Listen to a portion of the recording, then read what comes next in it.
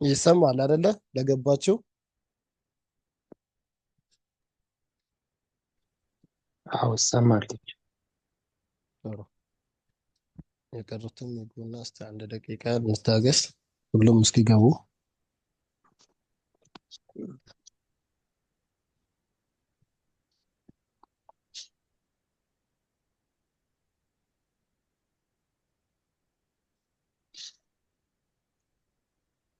ስለዚህ የተወሰናችሁ ገብቷቸዋል። አይሆን በስድስት ፐርሰንት አለ።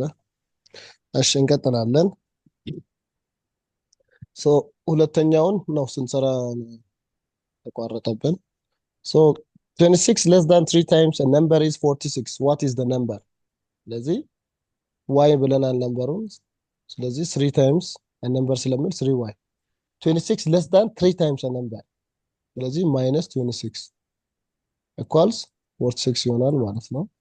ይሄ ወደ ማቴማቲክስ ቀየርም ማለት ነው። ከዛ በኋላ ምንድነው ሶልቭ ማድረግ ነው። 46 ሲደመር ወደዛ ሲሄድ ከኢኩዌሽኑ ሲሄድ ፖዚቲቭ ይሆናል። ኔጌቲቭ የነበረው 3y equals ስንት 72 አይደል? y equals 24 ነው የሚሆነው ማለት ነው። 24 72 ለ3 ሲካፈል 24 ነው የሚሆነው አይደለ? ይሄንን ቼክ ዳንሰር ስለሚል 24ን ሰብስቲቲዩት እናደርጋለን መልሰን እዚህ ጋር ሰብስቲቲዩት አድርገን አባስተን ከዚህ ስንቀንስ ይሄንን ከሰጠ ፕሩቭ ነው ማለት ነው። መልሳችን ልክ ነው ማለት ነው። ሶስተኛ a number decreased by 11 is 35. What is the number? 11 decreased a number decreased by 11 ነምበራችንን z ብንል let's assign a number unknown variable ስለሆነ z እንበል minus 11 is 35 ወደዚህ ወደ ማቴማቲክስ እንቀይራለን ማለት ነው። z is equals to 35 plus 11 አይደል?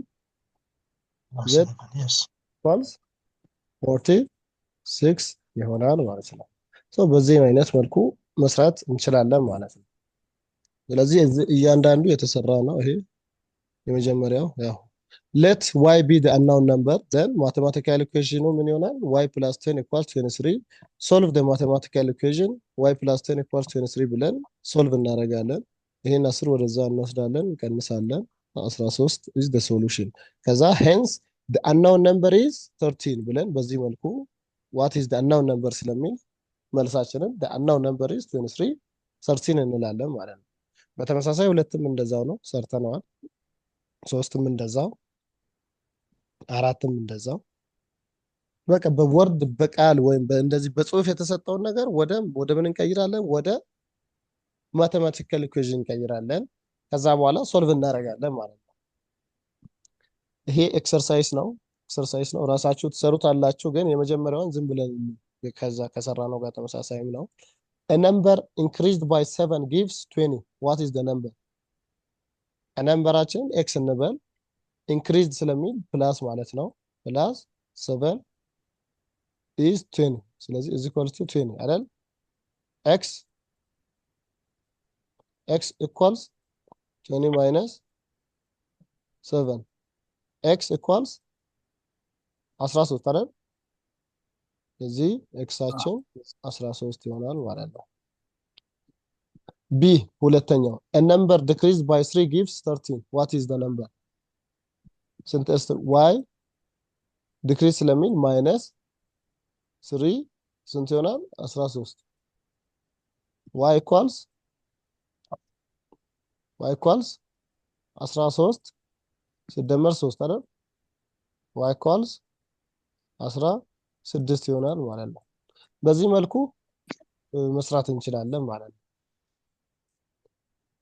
እነዚህን የቀሩትን እናንተ መስራት ትችላላችሁ። ያ ኤግዛምፕል ስለሰራን ከኤክሰርሳይስም የተወሰነውን ከሰራን ይሄ ተመሳሳይ ያው ወርድ ፕሮብለምን ወደ ማቴማቲካል ኢኩዌሽን እንዴት ቀይረን ሶልቭ እናደርጋለን ነውና applications involving consecutive integers ተከታታይ የሆኑ ኢንቲጀሮችን የሚመለከት ወርድ ፕሮብለም ቢሰጠን እንዴት ሶልቭ እናደርጋለን? ለምሳሌ ምን አይነት ኤግዛምፕል find 3 consecutive integers whose sum is 156 የሚል ቢኖረን ለት ደ ፈርስት ኢንቲጀር ቢ ኤክስ እንላለን። የመጀመሪያውን ኢንቲጀር ኢንቲጀሮች በአንድ ነው አይደለም የሚለያዩት አይደለ? በአንድ ነው። በአንድ ብሎ ጀምሮ ሁለት ሶስት አራት እያለ ነው የሚሄደው። ስለዚህ ዲፈረንሳቸው አንድ አንድ ነው። አሁን ይህን ለመስራት ኢንቲጀሮች የኢንቲጀርን ባህሪ መረዳትን ይፈልጋል። ስለዚህ ፋይን ትሪ ኮንሲኩቲቭ ኢንቲጀር ስለሚል የመጀመሪያው ኢንቲጀር ኤክስ ነው። ሁለተኛው ኢንቲጀር ማን ነው? ኤክስ ፕላስ ዋን። ኤክሱ ማንም ይሁን ማን እዛ ላይ አንድ ይጨምራል አይደል? ቀጣይ ኢንቲጀር ደግሞ ማን ነው? ኤክስ ፕላስ ቱ አይደለ? እንደዛ ነው የሚሆነው እና ኢንቲጀሮች በአንድ በአንድ ነው እየተበላለጡ የሚሄዱት። ስለዚህ እነኚህ ሶስቱ ኢንቲጀሮች ናቸው ማለት ነው። የነዚህ የሶስታቸውም ሰም ምን ይሆናል? 156 ይላል። ስለዚህ እዚህ መሀል ላይ ፕላስ ብንጨምር ፕላስችን ኮማውን ፕላስ ብናደርግ ስንት ይሆናል? 3x ፕላስ 3 ኢኳልስ 156 አይሆንም?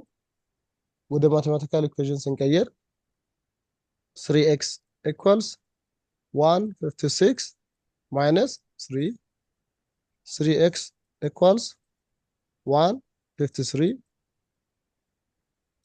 x ኢኳልስ 153 ኦቨር 3 ማለት ነው። ይሄ 51 ነው አይደል የሚሆነው? 153 ለ3 ሲካፈል 51 ነው የሚሆነው አይደል? እስቲ አካፍሉ በካልኩሌተር በስልካችሁ ላይ አካፍሎ ያመጣ ሰው አለ? ይንገረኝ እስቲ። 153 ለ3 ስንት ይሆናል? 51 አይደል? ስለዚህ የመጀመሪያው ኢንቲጀራችን 51 ነው ማለት ነው። ሁለተኛው ኢንቲጀር ማን ነው? 51 ፕላስ 1 51 ኮማ። አሁን ኮንሲኬቲቭ ማለት ተከታታይ ማለት ነው። ተከታታይ ኢንቲጀሮች ኮንሲኬቲቭ ኢንቲጀርስ። ኮንሲኬቲቭ ማለት ተከታታይ ነው። የመጀመሪያው 51 ከሆነ ሁለተኛው ማን ይሆናል? 52 ሶስተኛው 53 አይደል? 50 ይሄ ማለት ነው 51 ኤክሳችን 51 ከሆነ ሁለተኛው ኢንቲጀር 51 ፕላስ 1 ነው። ሶስተኛው ኢንቲጀር 51 ፕላስ 2 ነው። የሶስቱም ድምር 156 እንደሚሰጥም ቼክ ማድረግ እንችላለን ማለት ነው። እዚህ ጋር የሶስቱንም ድምር ግልጽ ነው። ግልጽ ነው። ይሰማል አይደለ? ዛሬ ምንድን ነው ሞራላችሁ? አዎ ግልጽ ነው። በቃ ጥሩ። ሞራላችሁ ወርዷል ዛሬ። ምንድን ነው ንክት አላላችሁ? ሁለተኛው አፕሊኬሽን ኢንቮልቪንግ ኤጅስ። አሁን ከሰው እድሜ ጋር ወይም ስለ እድሜን ቤዝ ያደረጉ ወርድ ፕሮብሌሞች ቢኖሩ እንዴት ሶልቭ እናደርጋለን ነው የሚለው። the sum of age of a man and his wife is 96 years. the man is 6 years older than his wife. how old is his wife? የሁለተኛውን ጥያቄ ብታዩ የአንድ ሰውዬ ከሚስቱ ጋር የሁለቱም እድሜ ስንት ነው? 96 ነው ሲደመር ማለት ነው። ሰም ማለት ምንድን ነው? ድምር ነው አይደለ? ስለዚህ የሰውየውን እድሜ እስቲ ኤክስ እንበል ዝም ብለን። ከዛ the man is 6 years older than his wife የሴትዮዋን ደግሞ ዋይፍ እንበልና የሰውየው ኤጅ ነው የሁለቱም ኤጅ ድምራቸው 96 ነው። ሰውየው ደግሞ ባልየው ከሚስት በ6 ዓመት ይበልጣል። ስለዚህ ዋይ ሳይሆን ኤክስ ፕላስ 6 እንላለን ማለት ነው። ይሄ የሚስትየው እድሜ ይሆናል፣ ይሄ የባልየው እድሜ ይሆናል ማለት ነው። ስለዚህ ሁለቱንም ስንደምር ስንት ይሆናል? 96 አይደለ?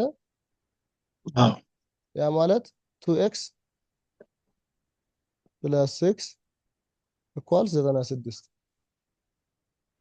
ስድስቱን ወደዛ ብንወስድ እዚህ ስፔስ ለመጠቀም እንዲህ ብናደርግ 2x ኢኳልስ 90 አይደለ? 90። ስለዚህ ኤክሱ ስንት ነው ማለት ነው? 45 ነው ማለት ነው። ስለዚህ የሴትዮዋ እድሜ ስንት ይሆናል? 45 ይሆናል። የሴትዮዋ እድሜ 45። የባልየው ስንት ይሆናል? ኤክስ 45 ፕላስ 6 51 አይደል? የባልየው 51 ይሆናል። የሴትዮዋ 45 ይሆናል ማለት ነው። የሁለቱንም ስንደምር 96 ይመጣል አይደል? 54 51 እና 45ን ብንደምር ይመጣል አይደለ? ያን ቼክ ማለት ትችላላችሁ። ሶ በዚህ መልኩ ወርድ ፕሮብሌም የቀደሙ ሰርተን ያለፍነው ማለት ነው። እዚህ የመጀመሪያ አንደኛውን በዚህ መልኩ ሰርተን let x be the smaller integer then three consecutive integers are x, comma, x plus 1, comma, and x plus 2 then mathematical equation ምን ይሆናል? x plus 1 plus x plus 2 equals 156 solving the mathematical equation x plus እነኚህን ሁሉንም ስንደምር 3x plus 3 equals 153 ይሆናል። 3x equals 153 ፋይናሊ x ስንት ነው? 51 ነው ማለት ነው። 51ዷ ምንድነች? ትንሿ ቁጥር ነች። እዚህ ጋር እኛም ሰርተን ያለፍነው አይደለ? ትንሿ ኢንቲጀር 51 ነች። ቀጥሎ ያለው ሁለተኛው ትልቁ ኢንቲጀር ማን ይሆናል? 52 ቀጥሎ ያለው 53 ማለት ነው። hence the unknown integers are 51 52 and 53 ይሆናል ማለት ነው። ሁለተኛውም በተመሳሳይ let his wife's age is y የሚስትየውን ያው የፈለግነውን ቫሪያብል መስጠት እንችላለን። እኛ ደስ ያለን አሳይን አደረገን። የሴትዮዋን እድሜ y ብለው አሳይን አደረገ። ለሁለተኛው ጥያቄ ነው።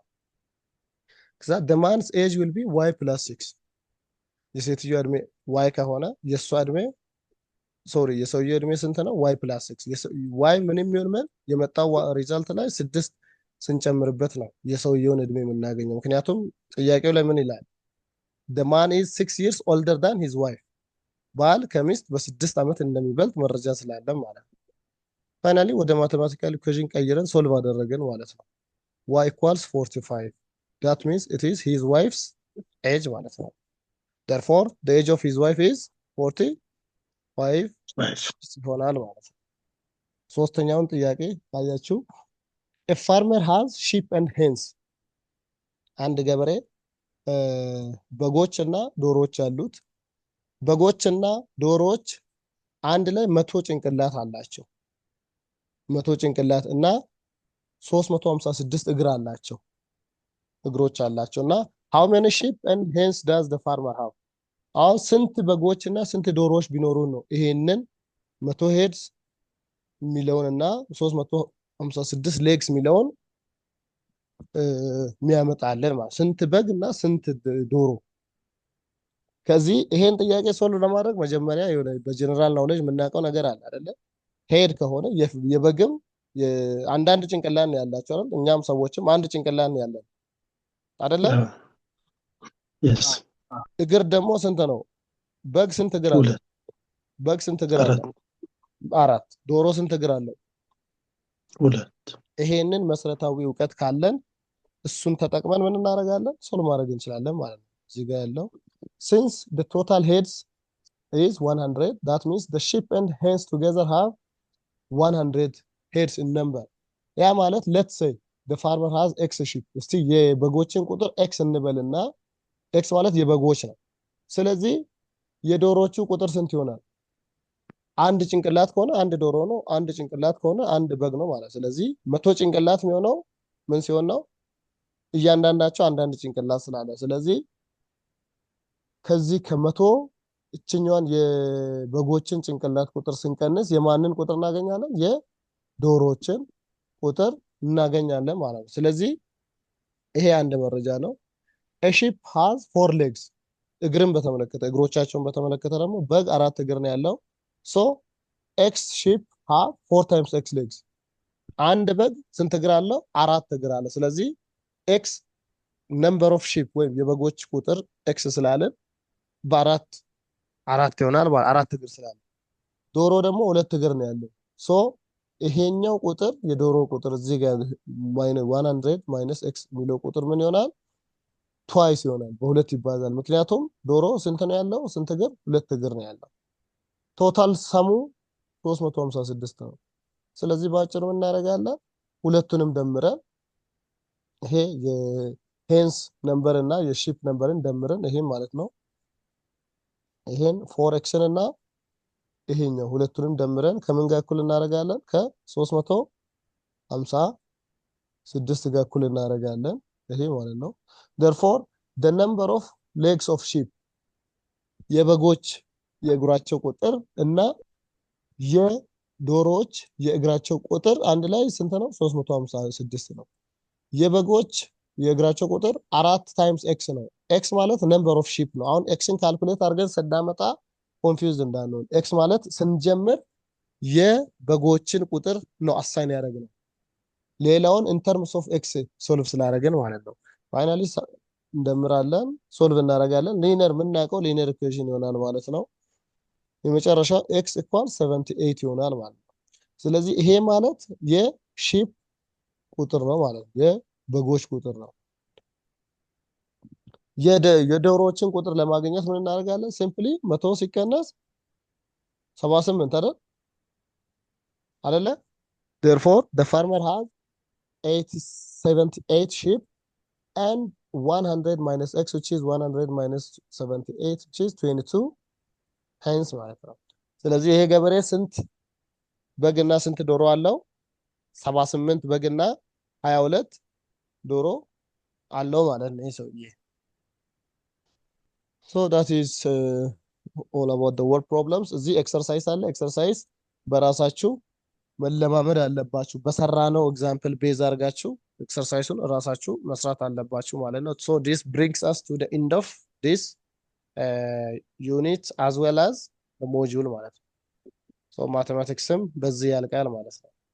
ኤክሰርሳይሶቹን በደንብ ሞክሯቸው ደጋግማችሁ። ያልገባችሁ ካለ በኦዲዮ መልክም ሊሆን ይችላል በዶክተር ፍቅረ ኢየሱስ በኩል ልትጠይቁኝ ትችላላችሁ። ያው መጽሐፍ ላይ ምንም የዘለልነው ቶፒክ የለም። ምንም የዘለልነው ኤግዛምፕልም ምንም ኮንተንት የለም። የዘለልነው ሙሉውን የጨረስነው። ስለዚህ በዚህ መሰረት ደጋግማችሁ ሂዱበት። ያው ስላይዱ አለ፣ ቪዲዮ ሌክቸሩም ስላለ ሂዱበት። በደንብ በወረቀት አውጥታችሁ በደንብ አድርጋችሁ ተለማመዱ። then mathematics will be very easy። እንደዛ ስትለማመዱ ማቴማቲክስ ቁልፍ ነገሩ ምንድነው? መለማመድ ነው። በደንብ ደጋግሞ አንድን ኤግዛምፕል ራሱ አንዴ ሰርተን ደግመን መስራት ያስፈልጋል ማለት ነው። በደንብ እንዲዋሃድ በደንብ እውቀት ሆኖ ውስጣችን እንዲቀመጥ ማለት ነው። so thank you for your time, thank you for your patience። so the course ends here, the module ends here። ጥያቄ አላችሁ? ጥያቄ ከሌላችሁ እኔም አመሰግናለሁ። መልካም ምሽት። ጉድ ናይት። አማርኛ አልተማርም። አማርኛ እስካሁን አልተማርም። ወጅዶ አለን ኮርሱን አማርኛ ኮርሱን እሱን ከዶክተር ፍቅረ ኢየሱስ ጋር እሱ ስለሆነ ባለቤት ፕሮባብሊ መምህር አሳይን አላደረገ ይሆናል። ሜቢ አጥቶ ሊሆን ይችላል። እስቲ ከሱ ጋር አውሩ እሱን። እሺ፣ ታንክ ዩ። ደህና ደሩ። ታንክ ዩ